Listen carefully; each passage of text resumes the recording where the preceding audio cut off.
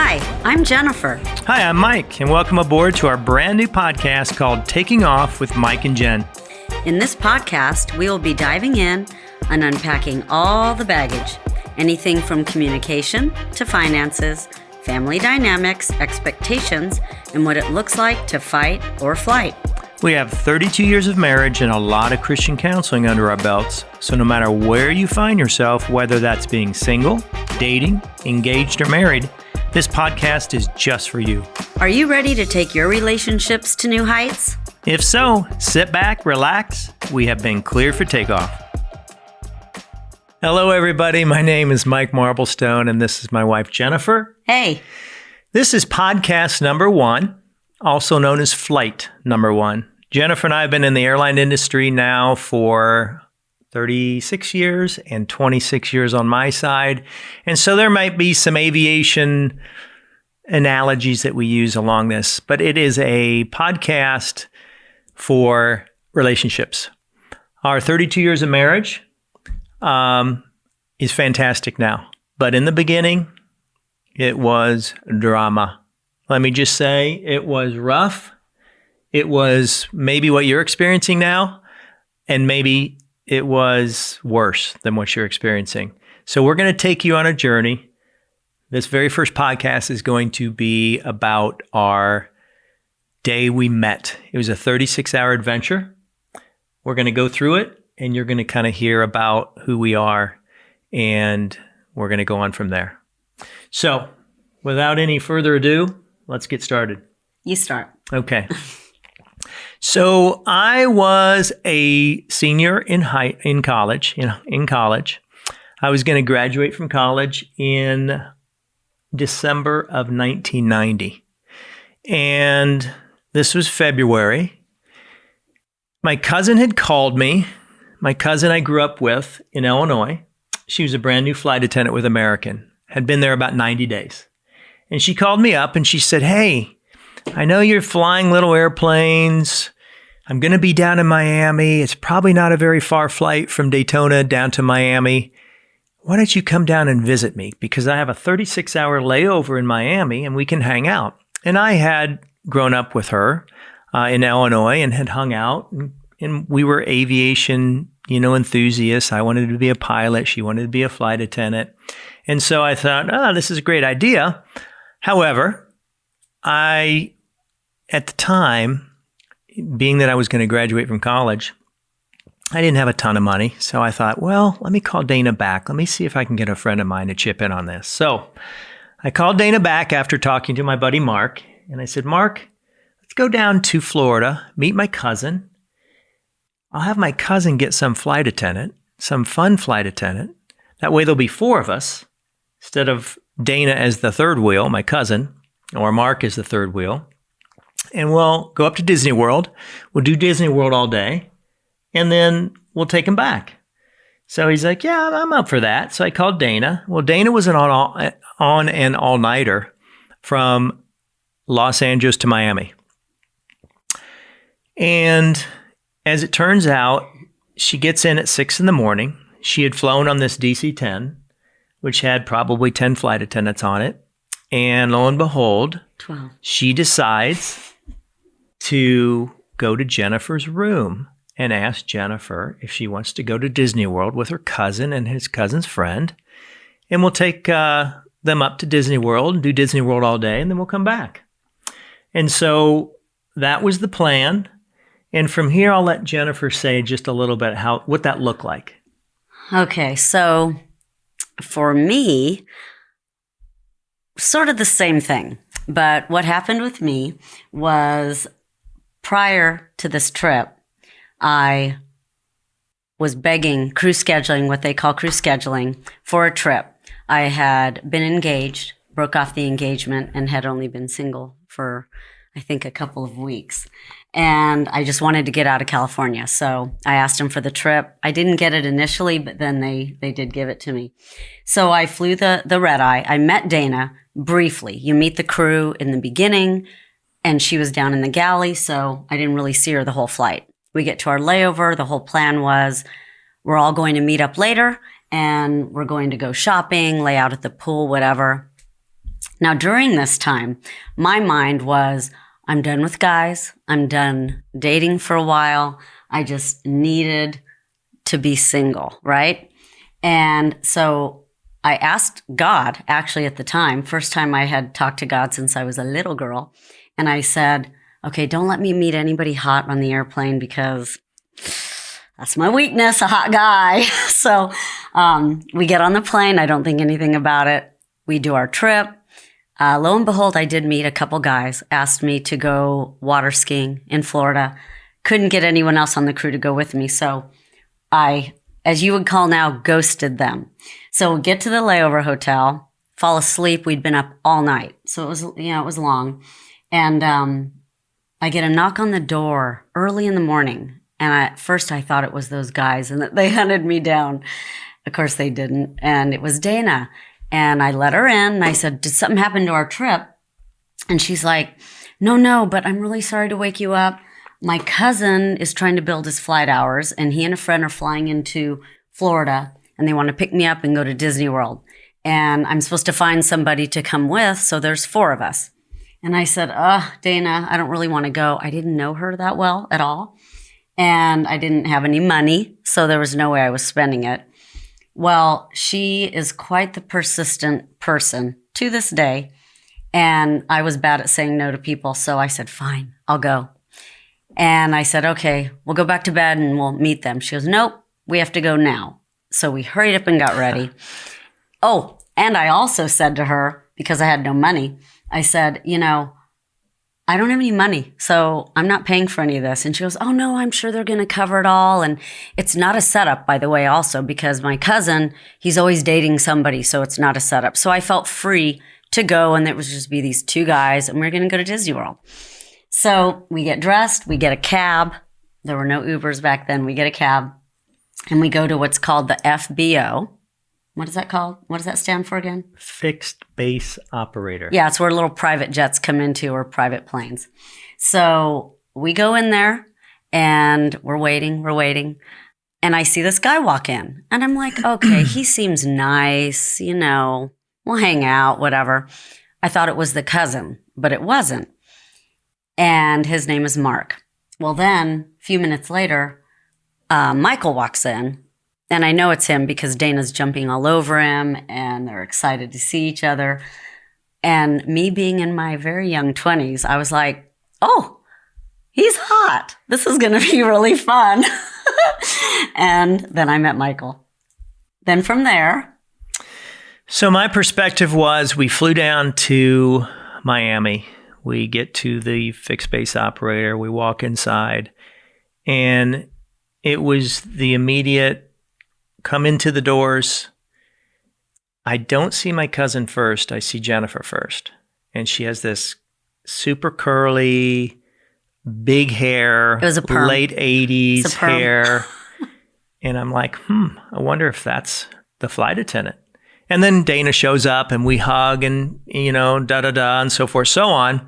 And I'm thinking, this is pretty awesome because this is the flight attendant that she chose and this is going to be cool. So we're in this little 4-person airplane and we head out to the airplane. And our plan is we're going to fly up to Kissimmee, Florida. We're going to go to Disney World all day long.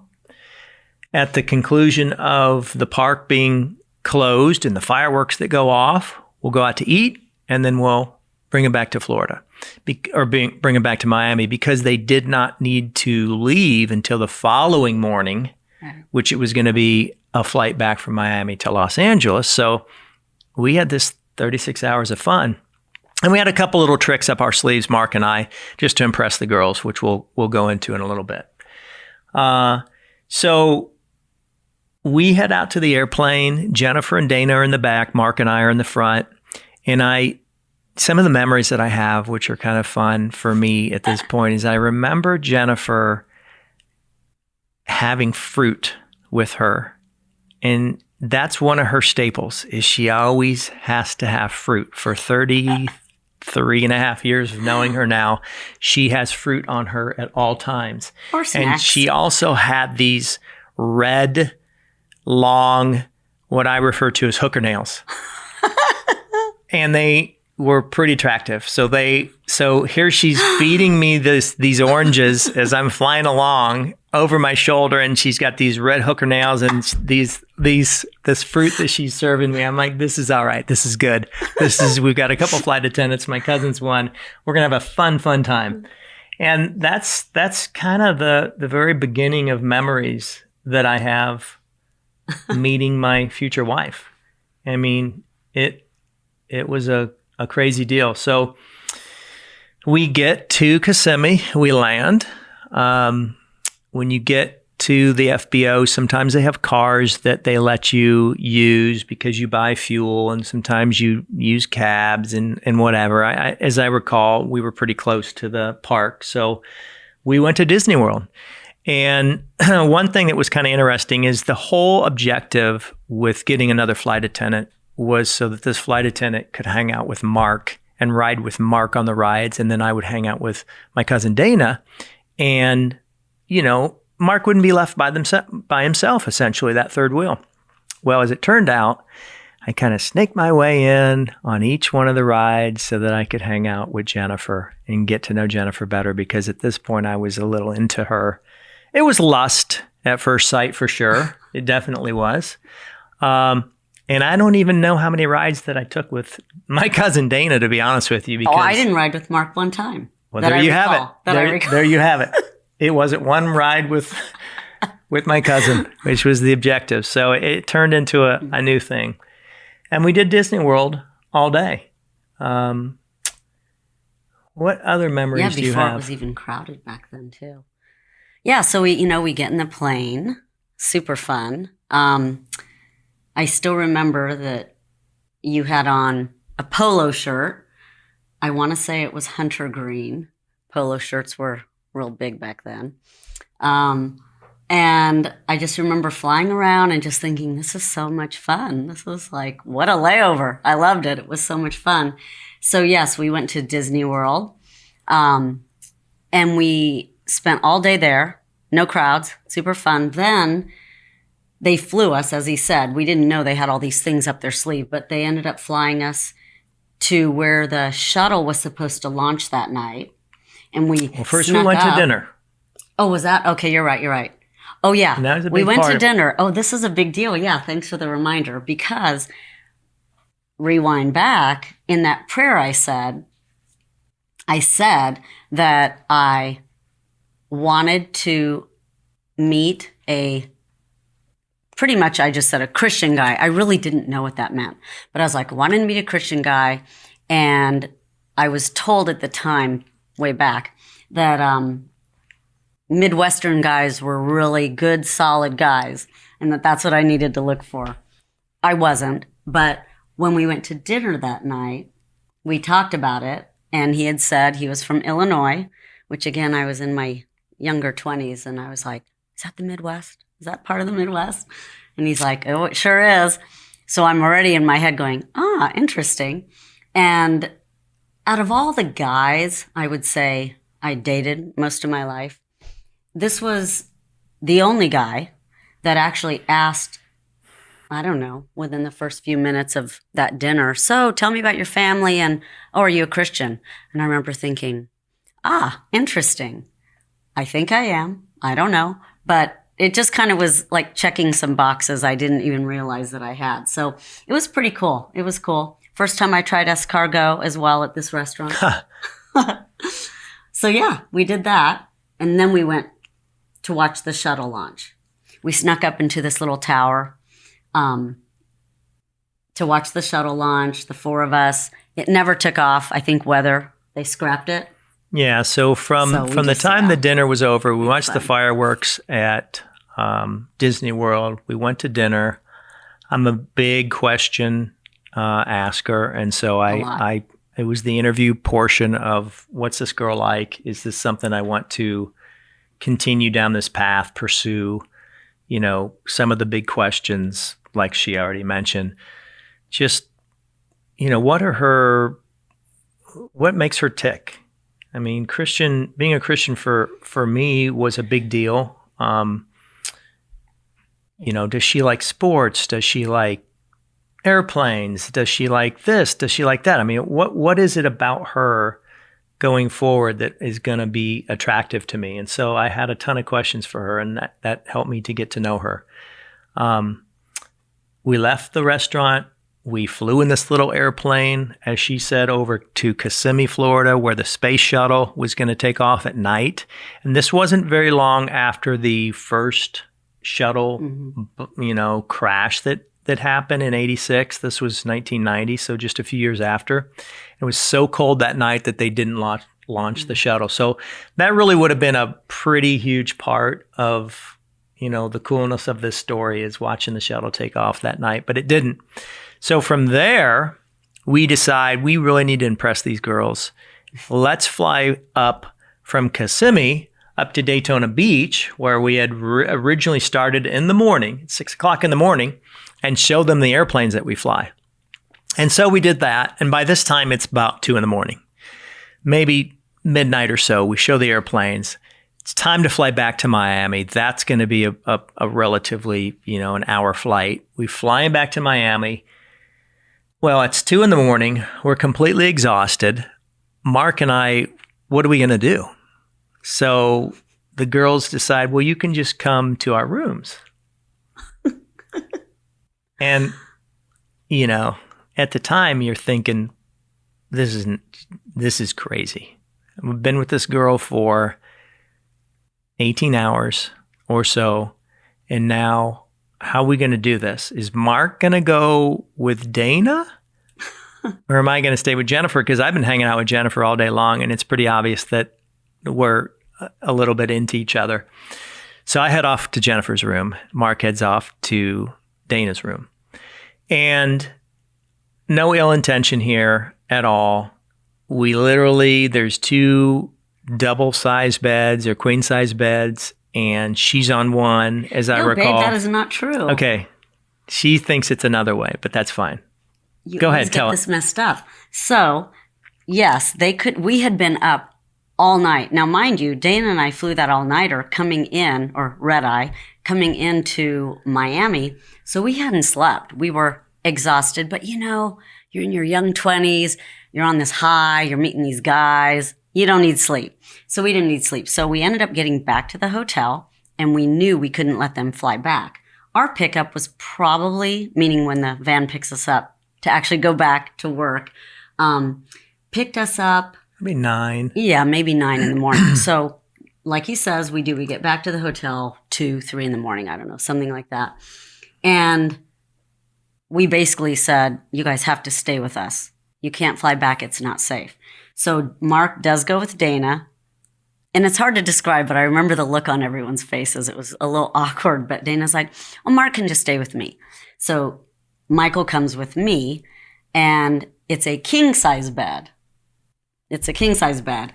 And so of course, we get ready for bed, and it's a little awkward because we had just spent, not quite 36 hours, but a long time together, but we were completely meshing. So it ends up he's sleeping on one end of the king-size side of the bed, and I'm over here, and we're like, burritos. We're like totally tucked in, each of us in our own space.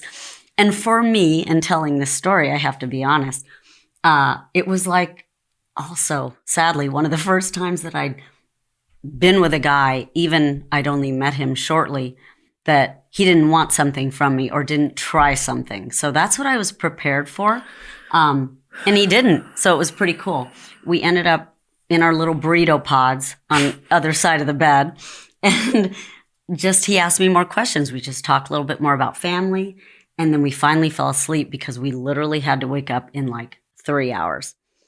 So we fell asleep. So the alarm goes off. We wake up. Yeah. She has to get ready for work. I have to, head back to Florida or head back to Daytona Beach. And this is where, I don't know if she said, you go get ready first or, okay. I said, go ahead and take your shower. So I went and took a shower and did all that and came back in. And then she got ready for work as well. And am I missing anything as far as that process? No. Okay. So she had done something with my wallet, which we'll get into in a little bit, which is kind of fun. But we left. We go down the elevator, and then the elevator opens up into the foyer. And the foyer has all the chairs and couches and so forth. And so her crew of probably 3 pilots and 11 flight attendants, 10 flight attendants are all going to be on those chairs, standing up, sitting there, waiting for everyone to come out of the elevator and come down, meet the crew. Everybody's there. It's time to go. So the elevator opens. Jennifer and I are on the elevator. Elevator opens, and it's just one of those deals where 12 heads turn to look who's coming out of the elevator. Oh, it's Jennifer in her uniform and this guy. Well, what do you think they thought? Of course they thought, okay, she hooked up with this dude. So I know what they're thinking. Jennifer knows what they're thinking. We walk up. She's obviously nervous. Mark and Dana were not there yet. We walk up and she introduces me and says, hey, this is Mike. This is Mark. And I said, no, it's Mike. And they start laughing because they know, like, okay, we just assumed that this girl hooked up with this guy and she just got his name wrong. She doesn't even know what his name is. So in defense of Jennifer, we'd been with Mark all night long, my buddy. Jennifer's brother's name is Mark. It was an honest mistake, but it was a fantastic mistake at the time because of what everybody thought was going on. Oh, yeah. When we tell this story to people, he loves to bring this is a fun part of it. Absolutely. He loves it because I really was nervous. When we came off that elevator, I didn't even think to be nervous. But back then, hotels didn't have sections where there was a coffee shop here and there was, seating over here. It was the door would open and everybody was just right there. That's just how it was. So when we got off, sort of to repeat, when we got off that elevator and everyone just looked, I was like, oh my gosh. And Dana's not down here yet. So yeah.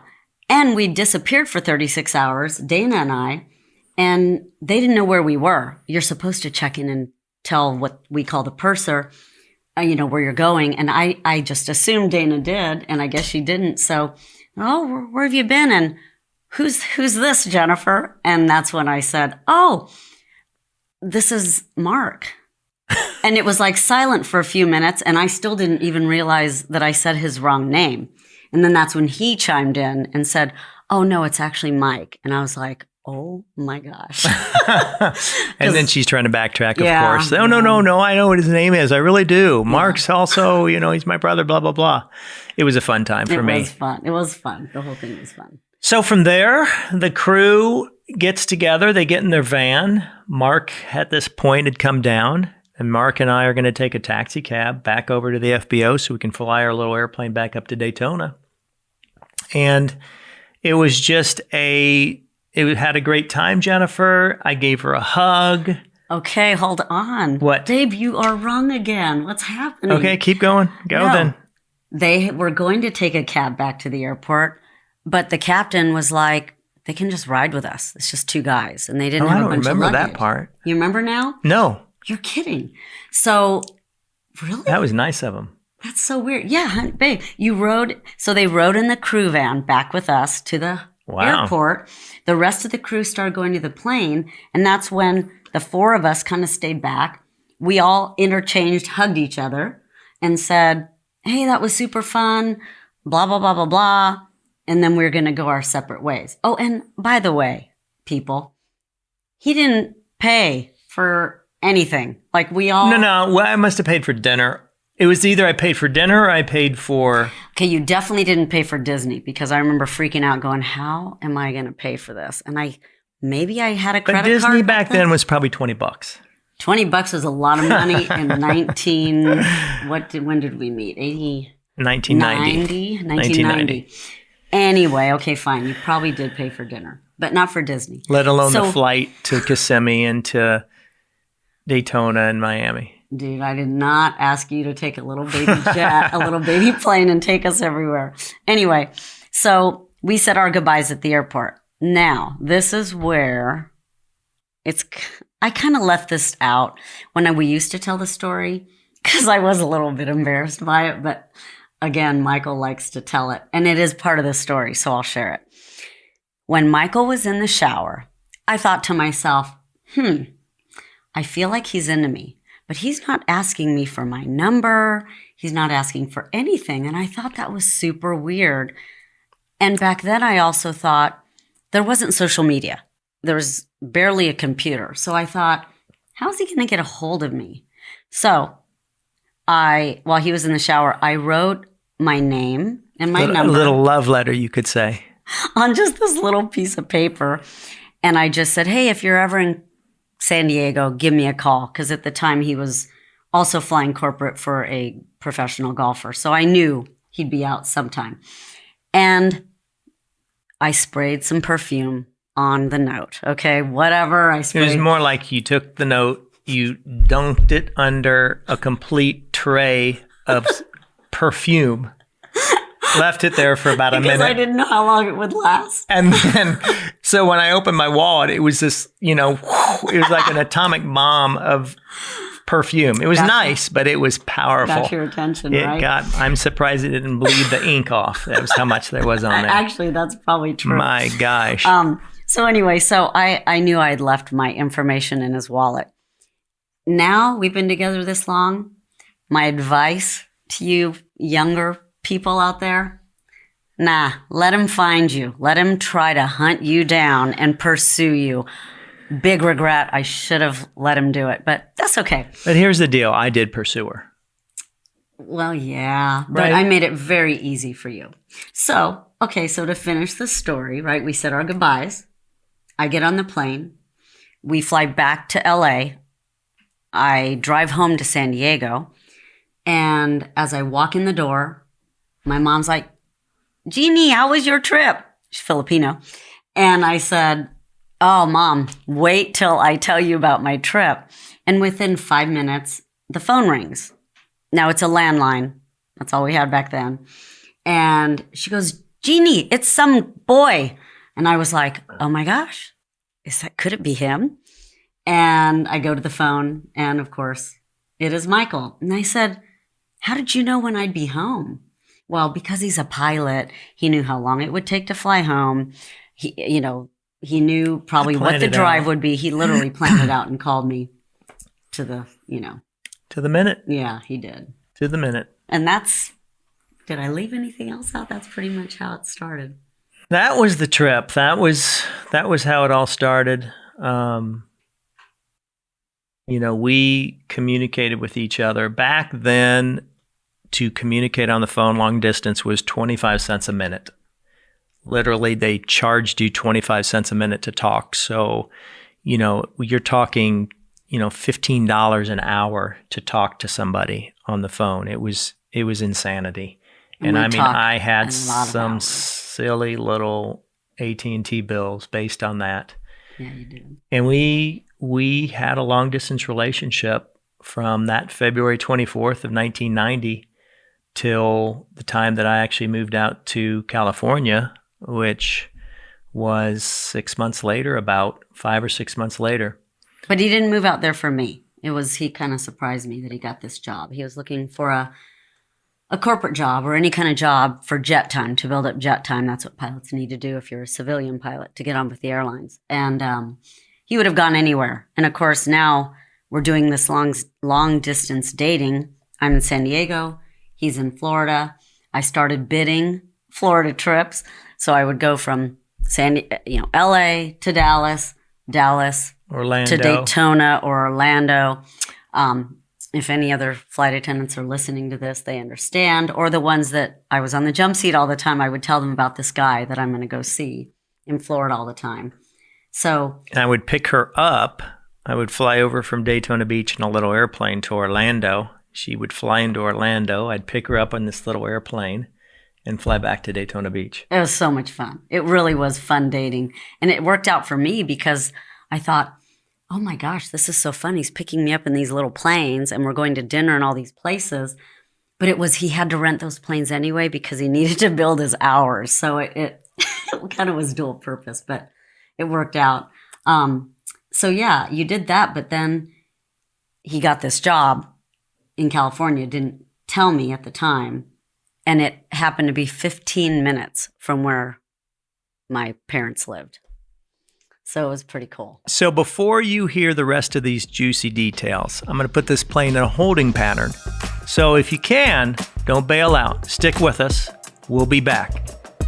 Like it, subscribe it, whatever you guys do out there, we'd like to see you come back.